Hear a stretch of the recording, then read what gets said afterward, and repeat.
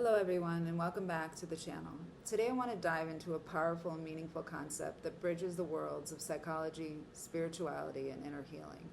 We're going to explore the phrase Oil Anni Shavi, which means woe to the poor one within me. This phrase opens up a whole world of understanding about how we relate to the parts of ourselves that have experienced pain and trauma. When we go through trauma, it often leaves us feeling fractured on the inside. There's a part of us that carries the weight of that experience, a part that feels vulnerable, isolated, or impoverished in a way. This inner ani, or poor one, is that part of ourselves that holds the pain, and acknowledging it is the first step toward healing. Psychologically, when we talk about trauma work, one of the key elements is integration. We're bringing those fragmented parts back into a compassionate whole. When we say, Oila Anni Shavi, we're not just lamenting. We're recognizing that there's a part of us that needs gentle attention. This is a profound act of self-compassion.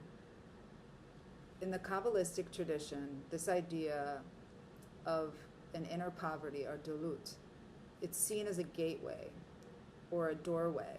It's not just about feeling low, it's about understanding that this humility is a doorway to deeper insight. By acknowledging our wounded parts, we're actually opening a path to deeper self-awareness and spiritual growth. Think of it this way.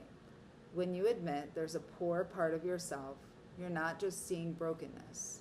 You're actually stepping through a mystical door.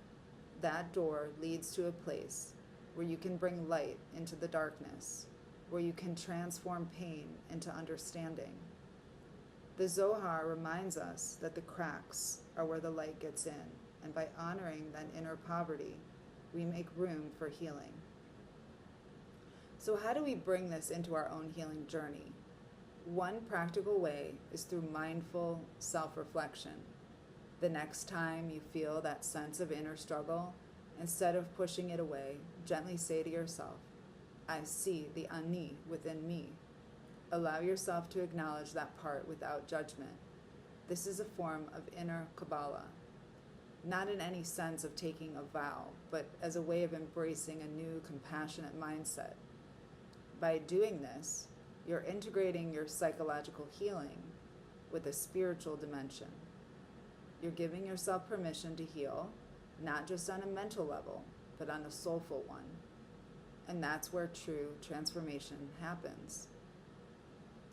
I hope this concept of Oila Anni Shavi offers you a new perspective on your own healing journey. Remember, acknowledging your inner wounds is not a weakness, it's a doorway. And through that doorway lies the light of greater understanding, compassion, and ultimately wholeness. Thank you so much for listening. And if you found this helpful, feel free to like, share, or leave a comment. Take care, and I'll see you next time.